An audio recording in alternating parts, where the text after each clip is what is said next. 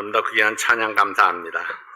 오늘 우리 하나님 말씀은 마태복음 11장 28절부터 30절까지 있는 말씀 다 함께 일어나셔서 함께 보시겠습니다. 마태복음 11장 28절부터 30절까지 있는 말씀입니다. 우리 함께 읽겠습니다. 수고하고 무거운 짐진 자들아 다 내게로 오라. 내가 너희를 쉬게 하리라. 나는 마음이 온유하고 겸손하니 나의 멍에를 메고 내게 배우라. 그러면 너희 마음에 쉼을 얻으리니 이는 내 멍에는 쉽고 내 짐은 가벼움이라 하시니라. 아멘. 내 멍에를 메고 내게 배우라. 기도합니다. 아버지 하나님 감사합니다. 우리의 무거운 짐들이 있을지라도 주님과 함께 메고 간다면 우리는 쉽고 가볍게 지나갈 수 있는 줄 믿습니다. 아버지 하나님, 오늘도 하나님께서 우리에게 귀한 말씀 허락해 주셨사오니 이 말씀을 통해서 저희들이 힘을 얻게 하시고 격려를 받게 하시고 또 하나님 앞에 믿음으로 당당하게 세워질 수 있도록 축복해 주시옵소서. 준비된 이 말씀이 우리의 삶을 변화시키는 귀한 말씀이 되게 도와주시고 생명이 되게 도와주시옵소서. 오늘 함께하지 못한 성도들 어디에 있든지 하나님께서 그들을 지키시고 또 격려해 주십시오. 이 시간을 온전히 주께 의뢰합니다. 종의 입술을 주께서 축복하시고 성령으로 충만케 해 주시옵소서. 예수님 이름으로 기도하옵나이다. 아멘. 앉으시겠습니다. 오늘은 7월 첫째 주일, 후반기가 시작되는 주일입니다. 2023년은 예수님의 멍에를 매는 해. 이렇게 예배당에 들어오시면 한 번씩 이렇게 읽어보십니까? 주일을 돌아보시면서 예수님의 멍에를 매는 해. 나의 멍에를 메고 내게 배우라. 그러면 너희 마음이 쉼을 얻으리니 했습니다. 6개월이 지난 지금 이 표를 우리가 다시 한번 생각하고 하나님의 말씀으로 새 힘을 얻기를 원합니다. 오늘도 주님께서 우리에게 이렇게 말씀하셨습니다. 나는 마음이 온유하고 겸손하니 나의 멍에를 메고 내게 배우라. 그러면 너희 마음이 쉼을 얻으리니. 우리 주님의 마음이 무엇입니까? 우리의 마음이 쉼을 얻는 것, 그것이 주님께서 우리에게 원하시는, 바라시는 것입니다. 주님께서 나는 너희들의 마음이 쉼을 얻기를 원한다. 이런 말씀이죠.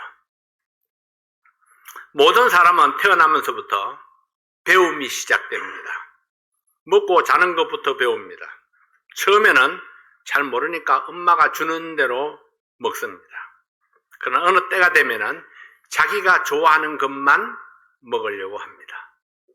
엄마 아빠를 배우고 부르기까지 엄마 아빠는 수백 번 되풀이해서 가르칩니다. 엄마, 아빠, 좀처럼 근데 못하죠. 그래서 또 가르치고 또 가르치고 그래서 수백 번 그렇게 가르쳐서 겨우 엄마 소리를 내면은 야, 이거 엄마라고 불렀다고 좋아하는 것이 엄마의 마음입니다.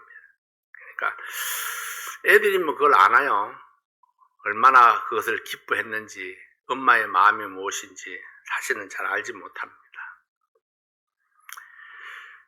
뒤집는 것을 배우고 기는 것을 배웁니다. 어느 날 일어서고 걷기 시작합니다. 그리고 엄마 아빠에게 이제는 요구하기 시작합니다. 자기가 배운 것을 사용하려고 합니다. 부모는 마음이 또 급합니다. 그래서 더 많이 가르치고 더 빨리 배우기를 원합니다. 그래서 어려서부터 조기 교육을 시작합니다. 다른 아이들보다 더 많이, 더 빨리 배우고 가르치기를 원하고 뒤처지면은 조바심이 납니다. 1993년 3월에 저희가 미국에 왔을 때예요. 큰아이는 5학년, 작은아이는 3학년이었습니다. 학교에서 가져오는 통신문에는 이렇게 적혀 있었습니다. 어린아이는 마음껏 뛰어놀아야 합니다. 그러므로 집에서는 하루 30분 이상 공부를 시키지 마세요. 여러분 이해가 되십니까? 예. 우리 캘리포니아에 왔는데 그 교육부에서 보내온 편지입니다. 통신문입니다. 30분 이상 공부시키지 말고 마음껏 뛰어놀게 하라는 겁니다. 2, 3년쯤 후에 한국에 다녀와서 작은 아이가 이렇게 말했습니다. 아빠, 한국에 사는 아이들은 참 불쌍해요. 왜 그렇게 생각하니? 아침 먹고 학교에 가가지고 이것저것 학교 마치고 또 이 학원 갔다가 저 학원 갔다가 11시나 돼야 집에 돌아온다는 겁니다. 한국의 현실이었죠. 얼마나 힘들까요?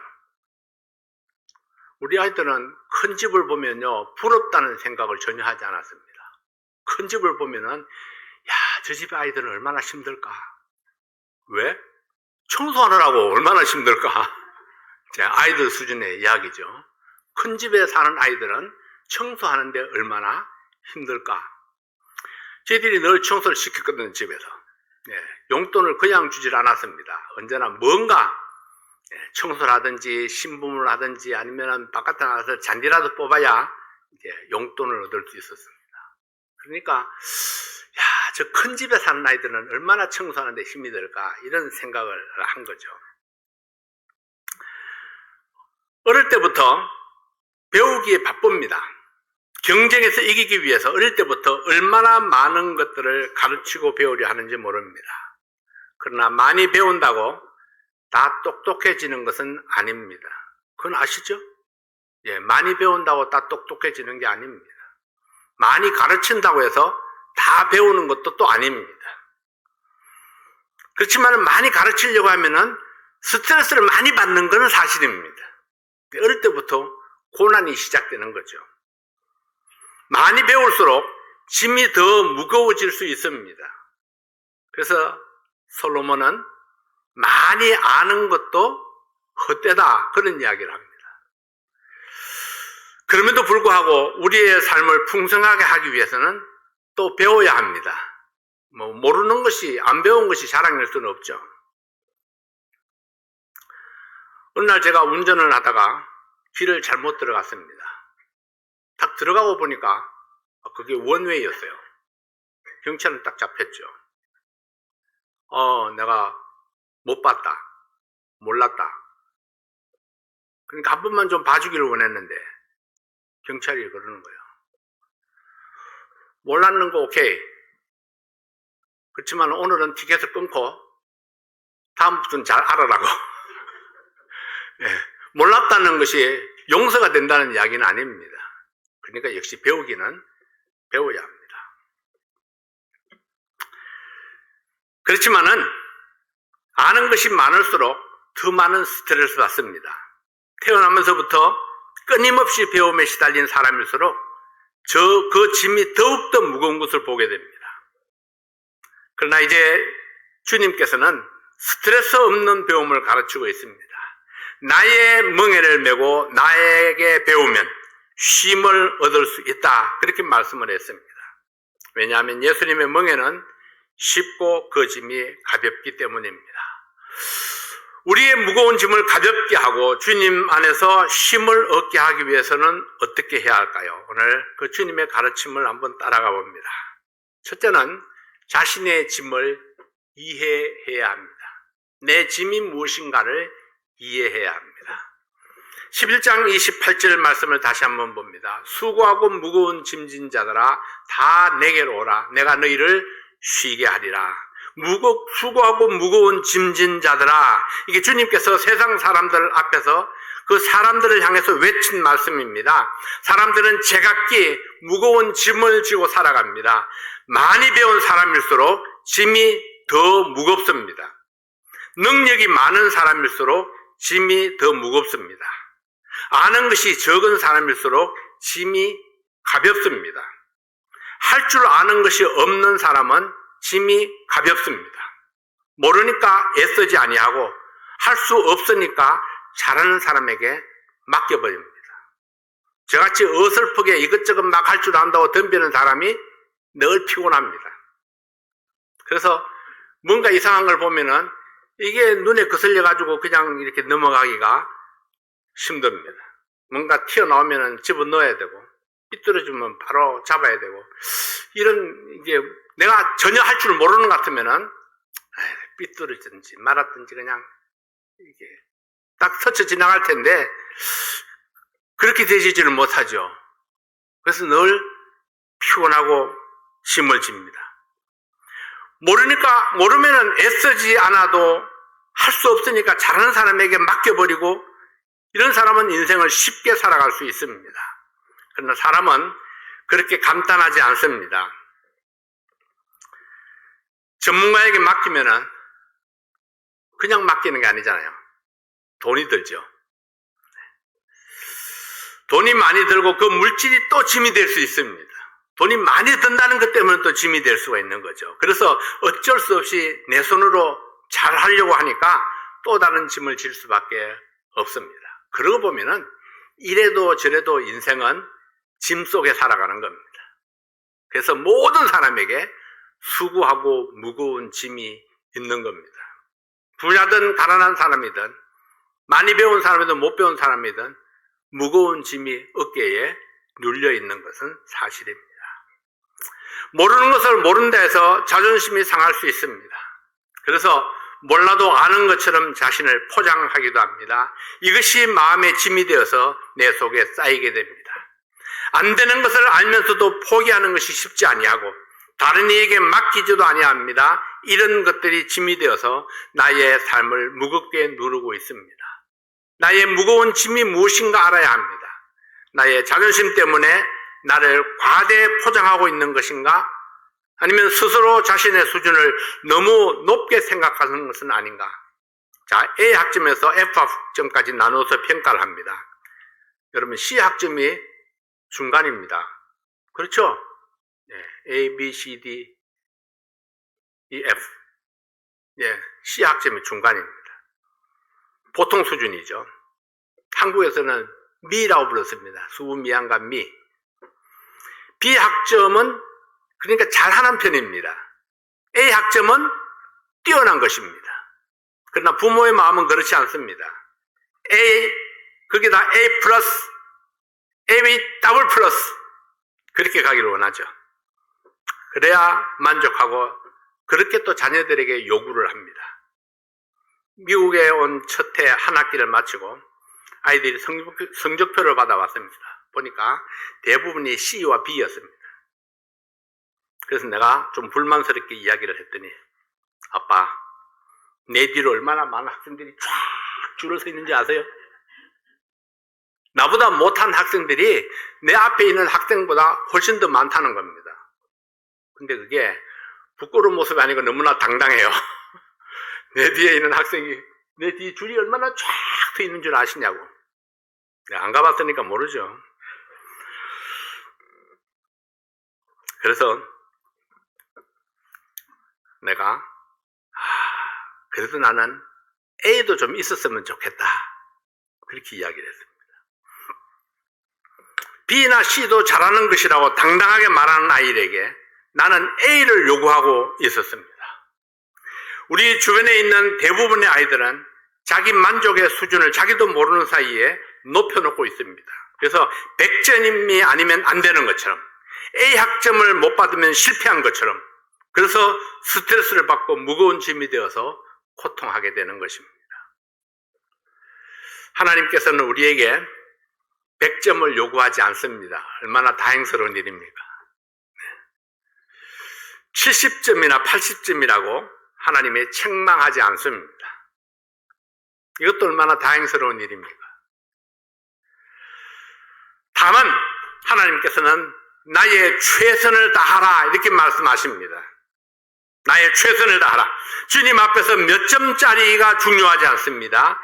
더 잘하는 사람은 좀 모자라는 사람의 부족함을 채워주라고 말씀하셨습니다. 이렇게 하여 더불어 살아가는 성도가 되기를 원하십니다. 부족함을 아는 사람은 겸손하게 받을 줄 알고 넉넉한 사람은 부족한 사람의 필요를 채워주면서 평균을 이루는 것이 하나님께서 우리에게 원하시는 것입니다. 수고하고 무거운 짐진 자들을 왜 오라고 하실까요? 채워주기 위해서, 가르쳐주기 위해서, 그래서 쉼을 얻게 하려고 주님께로 오라고 말씀하십니다. 주님의 초청에 응답하여 주님께로 가야 합니다. 주님 앞에 겸손하게 두 손을 벌려야 주님께서 그 손에 채워주십니다.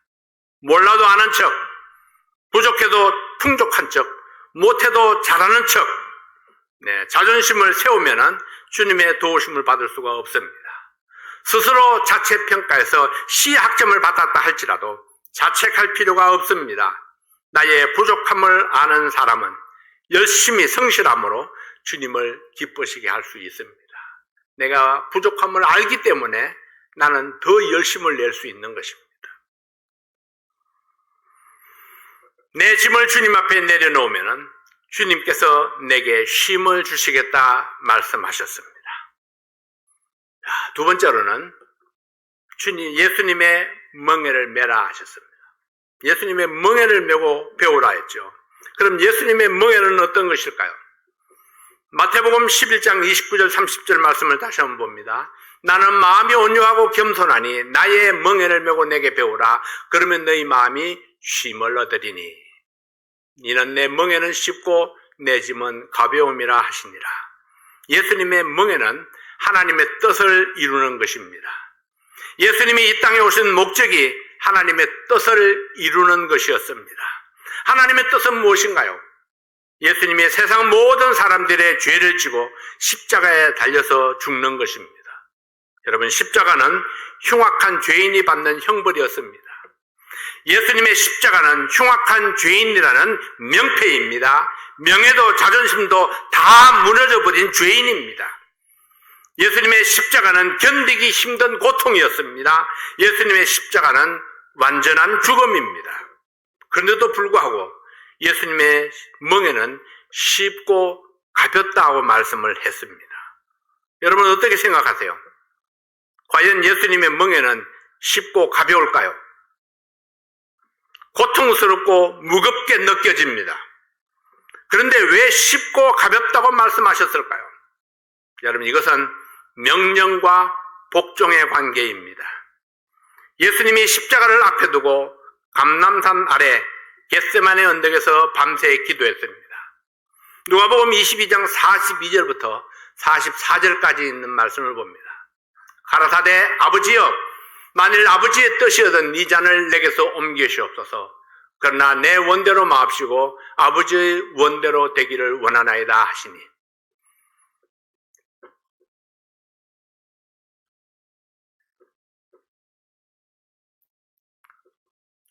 사자가 하늘로부터 예수께 나타나 힘을 돕더라. 예수께서 힘쓰고 애써 더욱 간절히 기도하시니 땀이 땅에 떨어지는 빗방울같이 되더라.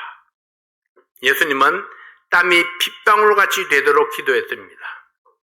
왜요? 십자가가 힘드니까요. 어려운 거니까요. 흉악한 죄인, 세상 모든 사람들의 죄를 한 몸에 지고 가는 그런 짐입니다. 십자가는 결코 쉽지 않다는 것을 보여주고 있습니다. 그럼에도 불구하고 가능했던 이유가 무엇입니까? 아버지의 뜻에 복종하는 마음 때문입니다. 내 생각을 버리고 하나님의 뜻에 따르기로 결정했을 때부터 짐이 가벼워졌습니다. 죽으면 죽으리라, 이런 믿음 때문에 짐이 가벼워진 것입니다. 복종의 관계. 저는 행당동 성서침례교회에서 강인규 목사님을 모시고 5년 동안 조력을 했었습니다. 조력이었죠. 지금보다 훨씬 더 일이 많았습니다. 성도 수가 많았으니까요. 어른들이 800명 정도 됐으니까, 그리고 또 800명 성도를 관리하는 일이 제 일이었습니다. 신방하고 가르치고, 이것이 제 일이었죠. 굉장히 일들이 많았습니다. 어떤 행사가 있으면 그 행사를 준비하고 컨트롤하는 것이 또 제 임무였습니다. 근데 일은 그렇게 많았지만은 담임 목회를 하는 것보다도 훨씬 더 쉽습니다. 마음에 부담은 없습니다. 제가 열심히 도안을 해서 또는 계획을 세워서 목사님 앞에 딱 가져갑니다. 목사, 이렇게 되겠어? 이거 나는 별로. 그러면은 그날로 딱 일주일 동안 아니면 한 달 동안 준비했던 거 딱 접어서 저는 쓰레기통에 탁 넣어버립니다. 그리고 다시 시작합니다. 짐이 있을 필요가 없어요. 그냥 원하는 것들을 알면은 이게 원하는 것이 아니었다 그러면 버리면 그만입니다. 왜? 나는 부목사니까 시키는 대로 하면 되니까요. 내가 굳이 아닙니다, 이걸 해야 됩니다, 이렇게 고집할 필요가 전혀 없습니다. 그래서 그런 걸로 스트레스를 받지 않습니다. 그럼 또다시 내 나름대로 내가 할 수 있는 목사님의 의중을 생각해서 다시 한번 계획을 짜서 아니면 다시 도안을 해서 다시 올립니다. 오케이 하면 또 오케이 하는 대로 또 그대로 가는 겁니다. 이게 조력하는 사람과 담임 목사의 차이입니다. 근데 담임 목사가 되고 보니까요, 애매한 것들이 너무 많습니다. 지금 바깥에 공사들 보죠? 애매한 것들이 너무 많습니다. 이걸 이렇게 해야 될지 저렇게 해야 될지 이게 결정하기가 너무너무 힘들지만은 그럼에도 불구하고 결정을 해야 됩니다. 그리고 또 일을 시켜야 됩니다. 4개월 만에 끝내주겠다는 공사가 4주 만에 끝내주겠다는 공사가 저 시작할 때 4주였어요. 4주면 끝납니다. 그렇게 해서 컨트랙을 하고 시작을 했습니다. 근데 지금 작년 9월 달에 시작했으니까 지금 몇 개월 됐습니까? 10개월 정도 됐나요? 아직도 끝이 안 나고 있어요. 보는 여러분들도 답답하겠지만은 저는 얼마나 더 답답할까요? 무거운 짐입니다. 근데 내가 해결할 수 있는 방법이 없습니다. 지난주에 탁 끝내겠다고 그러더니 지금 아직도 저러고 있습니다. 기계를 빌려다 놨는데 이제는 기계를 보내야 됩니다. 기계가 2번이나 왔다 갔다 했습니다. 그런데도 아직도 기계를 뜨지 못하고 저러고 있어요. 기계 한 번 빌리는 데에 1,000불씩입니다. 근데 저러고 있죠. 밀려 목사님이 운전을 하는데 밀려 목사님이 다음 주에 휴가를 간다고 그래요. 그러면 저게 또 일이 돼도 운전할 사람이 또 없습니다. 그러니까 이게 뭔가를 결정한다는 것이 내가 내 손으로 하는 것이 아니면은 정말 어렵고 힘듭니다. 그래서 형제하고 어저께도 그런 이야기를 했는데요. 이상하게 돈 주는 사람이 어리 돼서 돈 받아가는 사람이 갑이 되어버렸다고. 공사를 맡아서 일하는 사람이 지 맘대로 하는 거예요. 그리고 돈만 달라고 그러고. 이것이 우리의 현실입니다. 이 세상을 살아가는 데는 내가 예상하지 못하는 짐들이 수없이 많이 있다는 겁니다. 곳곳에 복병처럼 숨어서 나타납니다. 그리고 그것이 우리에게 스트레스를 주죠. 그리고 옆에서 이제 답답하니까 쿡쿡 찔러오는 말들이 있습니다. 특히나 우리 아들이 잘 그러죠. 언제 되는 거예요? 내일 되는 거예요? 이틀 후에 되는 거예요? 언제 온다고 이야기했어요? 왔나요? 끊임없이 나한테 체크를 합니다.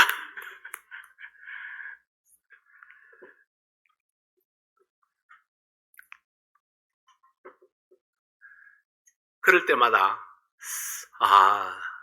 어떻게 하는 것이 과연 최선인가 끊임없이 생각을 하지만은 여전히 나에게서는 답이 없습니다. 하나님께서 하나님의 때에 또 이걸 늦추시고 또 뭔가 하나님의 계획이 있어서 이러는 것이 아닌가. 끊임없이 또 맡기고 또 맡기고 또 맡기는 수밖에는 해답이 보이지를 않습니다. 마태복음 26장 45절 46절에 보면은 이에 제자들에게 오사 이르시되 이제는 자고 쉬라. 보라 때가 가까웠으니 인자가 죄인의 손에 팔리우느니라. 일어나라 함께 가자. 보라 나를 파는 자가 가까이 왔느니라. 이제는 자고 쉬라. 예수님은 하나님의 뜻에 복종하기로 마음을 결정했습니다. 그래서 제자들에게 이제는 자고 쉬라. 쉼을 얻으리라고 말씀하시고 로마 군병들에게 잡혀갔습니다. 땀방울이 핏방울이 되도록 그렇게 힘쓰고 애써서 기도하던 예수님이었는데 마음의 결단을 딱 하고 나니까 그냥 죽음도 이제는 쉬는 겁니다. 십자가도 이제는 쉼으로 지나가게 되는 겁니다. 쉬라. 네. 십자가가 이제는 더 이상 무거운 짐이 아니었습니다. 여러분, 무엇이 달라졌나요? 상황은 변한 것이 없습니다. 다만 예수님이 하나님의 뜻에 복종하기로 마음이 정해진 것입니다. 우리가 예수님의 멍에를 맨다는 것은 예수님과 같은 결정을 하는 것입니다. 예수님이 그리하신 것처럼 하나님의 말씀에 온전히 복종하기로 결단하면 내 멍에가 가벼워지고 쉬워지는 것입니다. 예수님의 멍에를 매는 것은 예수님과 같은 마음을 품는 것입니다. 빌립보서 2장 5절부터 8절까지 있는 말씀에 너희 안에 이 마음을 품어라 곧 그리스도 예수의 마음이니 그는 근본 하나님의 본체시나 하나님과 동등됨을 취할 것으로 여기지 아니하시고 오히려 자기를 비어 종의 형체를 가져 사람들과 같이 되었고 사람의 모양으로 나타나셨음에 자기를 낮추시고 죽기까지 복종하셨으니 곧 십자가에 죽으십니다. 그리스도 예수의 마음을 품어라. 하나님이지만은 사람의 모양으로 오신 예수님, 자기의 권리를 다 주장하지 아니하시고 죽기까지 하나님께 복종하신 예수님, 그 마음을 품어라 했습니다. 어떻게 하면은 그 마음을 품을 수 있을까요? 어떻게 이렇게 할 수 있었을까요? 나는 마음이 온유하고 겸손하니 했습니다. 온유하고 겸손했던 예수님의 마음 때문입니다. 온유했기 때문에 자기의 권리를 다 주장하지 아니하시고 십자가의 고난을 참았습니다. 겸손했기 때문에 십자가 형벌을 순종함으로 받았습니다. 우리가 어떻게 이 같은 예수님의 멍에를 맬 수 있을까요? 예수님의 겸손함과 하나님의 말씀에 순종하기로 결단하면 예수님의 멍에를 맬 수 있습니다. 함께 매는 멍에는 큰 사람이 힘을 쓰고 작은 사람은 공짜로 따라갑니다. 1월달에 제가 상녀에 대한 말씀을 드렸죠. 상녀꾼이 16명이 상녀를 매지만은 그 중에 키가 작으면요 공짜로 그냥 따라갑니다. 왜냐하면 키 큰 사람이 줄을 쭉 위로 당기니까 키 작은 사람은 어깨 위에 그냥 걸쳐 있습니다. 줄이.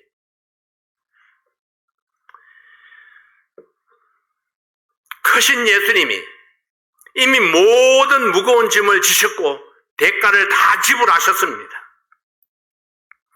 그 옆에서 함께 매는 우리의 멍에는 쉽게 따라갈 수 있고 멍에를 메고도 쉼을 얻을 수 있습니다. 예수님의 멍에를 함께 메고 같은 방향으로 따라가는 사람에게 쉼이 있습니다. 그런데 예수님이 앞으로 가려고 하는데 나는 옆으로 가려고 하면은 힘들죠. 뒤로 가려고 해도 힘듭니다. 그래서 예수님을 따라서 가면 쉬운데, 그래서 우리가 생각해 봐야 됩니다. 나의 힘드는 것이 예수님과 역행해서 그런 것은 아닌가? 예수님과 다른 길로 내가 방향을 틀어서 그런 건 아닌가? 나는 예수님이 가는 방향으로, 정방향으로 지금 따라가고 있는 것인가? 세 번째로, 멍에를 메고 배우자 했습니다. 29절 말씀입니다. 나는 마음이 온유하고 겸손하니 나의 멍에를 메고 내게 배우라. 그러면 너희 마음이 쉼을 얻으리니. 예수님의 멍에를 메고 예수님께 배우라. 그리하면 쉼을 얻으리라 했습니다. 일하는 소가 멍에를 벗으면 농부의 통제를 벗어납니다. 농부의 통제를 벗어난 소는 자기의 역할을 다하지 못합니다. 멍에를 메고 농부의 통제를 받을 수 있고 앞으로 나아갈지 또는 좌로 갈지 우로 갈지 돌아설지 가르침을 받을 수 있습니다. 밭 이랑 사이로 손을 몰고 밭을 갈 때에 멍에를 메고 반드시 농부의 통제를 받아야 합니다. 멍에를 벗어버리고 통제를 벗어나면은 곡식을 짓밟고 망치게 됩니다. 저는 이제 콩밭 같은 것을 이게 밭 이랑 사이로 손을 몰고 이렇게 그 밭 이랑을 이렇게 밭을 갈아본 그런 경험들이 있습니다. 제가 젊은 시절에 농촌에서 살다가 보니까 목회도 또 농촌에서 했죠. 그러다 보니까 이제 소를 몰고 농사일을 거들어주는 그런 일들을 많이 했었습니다. 소는 고삐 하나로 다 조정을 합니다. 왼쪽으로 돌지 오른쪽으로 돌지 앞으로 갈지 스탑을 할지. 근데 그 고삐로 조정을 하는데요, 멍에가 없으면 조정이 안 됩니다. 멍에를 맨 소는 조정이 되지만은요, 소를 그냥 몰고 이제 풀을 뜯기 위해서 산으로 가면은요, 이렇게 당긴다고 해서 소가 이렇게 돌아가질 않습니다. 이렇게 살짝 당기면 살짝만 돌아야 되는데 멍에가 없으면 휙 돌아버립니다. 그러나 멍에를 딱 매면요, 그렇게 쉽게 돌아서질 않습니다. 멍에를 매고 뒤에 이제 그 쟁기를 뒤에다가 탁 이렇게 매게 되면은 그렇게 쉽게 돌아서질 않습니다. 그래서 농부가 원하는 대로 앞으로도 가고 옆으로도 가고 돌기도 하고 그렇게 움직이죠. 농부가 소의 어깨에 멍에를 메우면은, 그리고 고삐를 잡으면은 오직 주인의 뜻에만 복종을 합니다. 농부는 멍에를 통해서 소의 힘을 제어하고 고삐를 통해서 의사를 전달합니다. 물론 훈련된 소여야 합니다.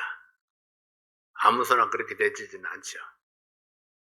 우리가 멍에를 메고 예수님께 배운다는 것은요, 멍에를 메고 예수님께 훈련되어지는 것입니다. 예수님이 잡은 고삐가 움직이는 대로 내가 움직일 수 있는 그런 훈련을 하는 겁니다. 네, 이것은 지식에 관한 문제가 아닙니다. 예수님을 잘 따른다는 것은요, 성경을 많이 알아서 잘 따르는 것이 아닙니다.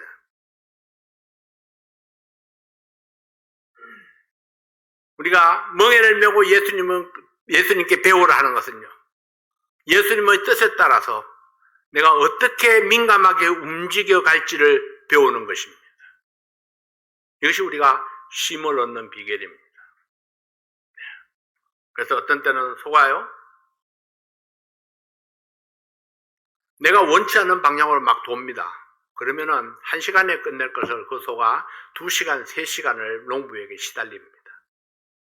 농부도 힘들지만은 소가 힘들죠. 같은 길을 또 가고 또 가고 또 가고 다시 하고 해야 되니까. 농부는 반드시 그 일을 해야 되고, 그리고 그 소를 이용해야 되는 겁니다. 그러면은 소가 농부가 원하는 대로 바로 잘 가주면은 쉽게 일이 탁 끝나버리는 겁니다. 그래서 농부가 할 일은 소를 내가 원하는 방향으로 잘 갈 수 있도록 훈련하고 조종하는 겁니다. 그럼 소는 농부가 원하는 대로 자기가 힘을 잘 조정해서 써줘야 합니다.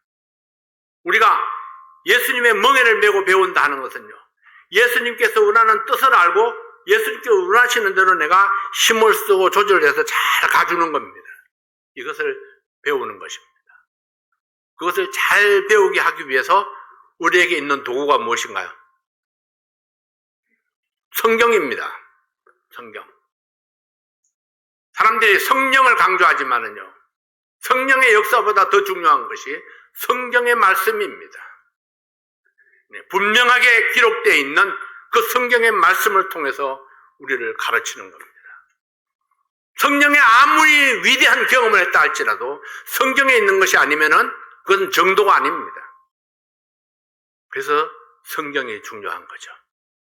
성경의 가르침을 분명하게 알아야 됩니다. 성도된 자들은 예수님의 멍에를 매지 아니하고 하나님의 말씀을 따를 수 없습니다. 성경 공부를 하든지 설교를 들을 때에도 주님의 멍에를 매지 아니하면은 그 가르침이 내 삶을 컨트롤 하지 못합니다.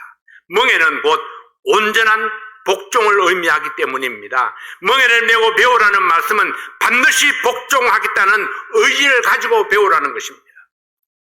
주님께서 말씀하시면은 망설임 없이 복종하겠다는 결심을 했을 때에 그때 우리에게 갈등이 없습니다. 사람에게서 가장 많은 에너지를 빼앗아가는 것이 갈등입니다.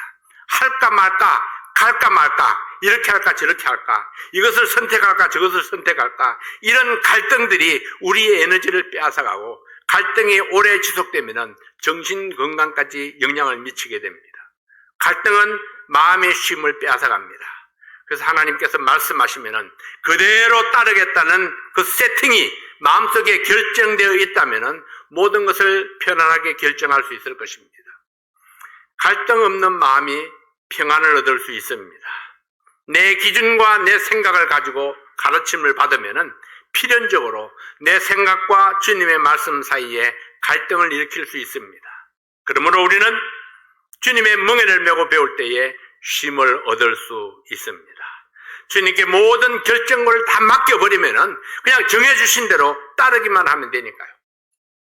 예수님의 멍에를 메고 예수님께 배우라. 그러면 내 마음이 쉼을 얻을 수 있습니다. 예수님처럼 온유하고 겸손한 마음으로 하나님의 말씀에 순종하면은 쉼을 얻을 수 있습니다. 쉼을 얻는다는 것은 내 짐을 예수님께 맡겼기 때문입니다. 짐이 없어질 수는 없습니다. 우리의 삶은 살아있는 동안에 끊임없이 스트레스를 받고 문제가 일어나기 때문입니다.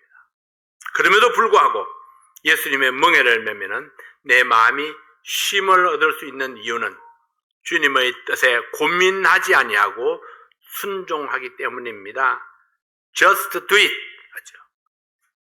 이것저것 따질 필요가 없습니다. 말씀하신 대로 그냥 하는 거죠. 네, 그냥 하는 겁니다. 시키는 대로 하겠다는 의지를 가지고 배우면은 주님께서 예비하신 길이 열립니다. 예수님의 멍에가 가벼운 이유는 이미 마음에 결정되어 있었기 때문입니다. 하나님의 뜻이라면은 주저하지 아니하고 갈등하지 아니하고 순종하고 복종하리라. 이것이 우리의 선택이 될 수 있기를 바랍니다. 주님의 가신 순종의 길을 배워서 여러분의 마음속에 평강이 넘치고 쉼이 있기를 원합니다. 기도하겠습니다. 아버지 하나님 감사합니다. 이제 한 해의 절반을 보내면서 금년에 이 표를 다시 한번 생각합니다. 내 멍에를 메고 예수님의 멍에를 메고 예수님께 배우자. 우리가 예수님의 멍에를 메고 예수님께 배워서 예수님이 얻은 그 평강과 그 승리를 경험할 수 있도록 도와주시옵소서. 수많은 일들이 우리 앞에 놓여지지만은 그러나 그럼에도 불구하고 저희들이 하나님의 말씀을 따라서 하나님의 영광에 의해서 결정하고 순종하겠다는 그런 결단을 가지고 우리가 마주 나아가면은 하나님께서 우리에게 길을 열어주시고 또 내 마음속에 놀라운 평강을 허락해 주실 줄로 믿습니다. 사랑하는 성도들의 삶에 주님 때문에 주의 말씀 때문에 평강을 얻고 쉼을 얻는 귀한 삶이 되도록 축복해 주시옵소서. 오늘도 우리와 함께 하신 주님 앞에 감사드립니다. 예수님 이름으로 기도하옵나이다. 아멘.